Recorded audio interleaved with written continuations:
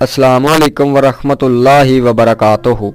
دوستو، آج کا ہمارا ٹاپک شیر خدا کے شیر حضرت امام حسین کا سر مبارک کس نے اور کب دفن کیا، اس بارے میں 5 روایات ملتی ہیں۔ سب سے پہلی روایت علامہ قرطبی اور شاہ محدث دہلوی سے ہے کہ یزید نے اسران کربلا اور سر انور کو مدینہ بھیجا، جہاں پر حضرت امام زین العابدین نے سر مبارک کو حضرت حسن یا حضرت سیدہ فاطمہ سلام اللہ علیہ کے پہلو میں دفن کر دیا۔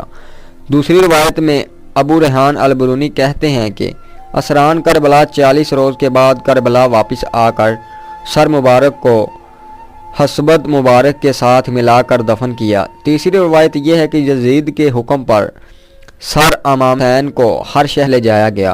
آج کل آن پہنچا تو وہاں کے امیر نے اسے دفن کر دیا۔ چوتھی روایت یہ ہے کہ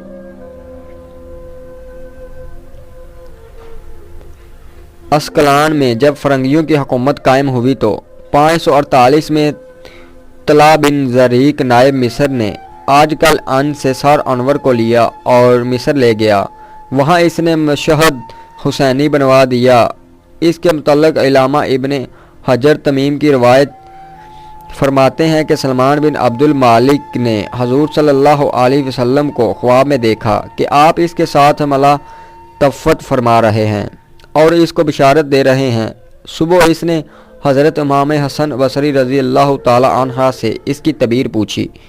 انہوں نے فرمایا، شاید تو نے حضرت محمد صلی اللہ علیہ وسلم کی آل کے ساتھ کوئی بلائی کی ہے۔ اس نے کہا، ہاں مجھے ایک ہی بات یاد ہے، میں نے نواسہ رسول حضرت حسین کے سر مبارک کو خزانہ جدید میں دیکھا تو میں نے ان کو 5 کپڑوں کا کفن پہنایا اور اسے میں نے ساتھیوں کے ساتھ ان پر نماز جنازہ پڑھا اور انہیں قبر میں دفن کر دیا۔ تو حسن بصری نے اس سے فرمایا، یہی وجہ ہے کہ رسول صلی اللہ علیہ وسلم کی آل کے رسول صلی اللہ علیہ وسلم نے تجھ سے اظہار محبت فرمایا، یعنی یہی تیرا کام ہے جو کہ رسول صلی اللہ علیہ وسلم کی رضامندی کا سبب ہے ہوا۔ سلمان بن عبد المالک کے بعد اس کے جانشین حضرت عمیر بن عبد العزیز نے سر مبارک کو نکالا اور کربلا جا کر خود جسد مبارک کے ساتھ دفن کر دیا۔ ایک روایت یہ ہے کہ جب منصور ابن جہمور نے شام کو فتح کیا تو شہر میں داخل ہونے کے بعد وہ یزید کے خزانے والے کمرے میں گیا۔ وہاں پر اسے سرخ رنگ کی ایک ٹوکری ملا۔ منصور نے اپنے غلام سے کہا گیا، اس ٹوکری کو حفاظت سے رکھو، یہ بنی امیہ کی قیمتی خزانوں میں سے ایک خزانہ ہے۔ لیکن جب اسے تھوڑے عرصے کے بعد کھولا تو دیکھا کہ اس میں امام حسین کا نورانی سر ہے جس سے عطر کی خوشبو آ رہی تھی۔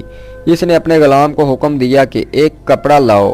اس نے سر کو اس کپڑے میں ڈھانپ دیا اور پھر کفن کرنے کے بعد اس سر کو دمشق میں باب فردیس کے پاس دفن کر دیا۔ دوستو، ویڈیو میں کوئی مسٹیک ہو گئی ہو تو کمنٹ سیکشن میں ضرور بتائیے گا، اور ویڈیو اچھی لگی تو ہمارا یوٹیوب چینل سبسکرائب کر دیں اور بیل آئیکن کو پریس کر دیں تاکہ ہماری آنے والی ویڈیو آپ تک پہنچتی رہے۔ اللہ آپ کو اپنے حفظ و ایمان میں رکھے، آمین۔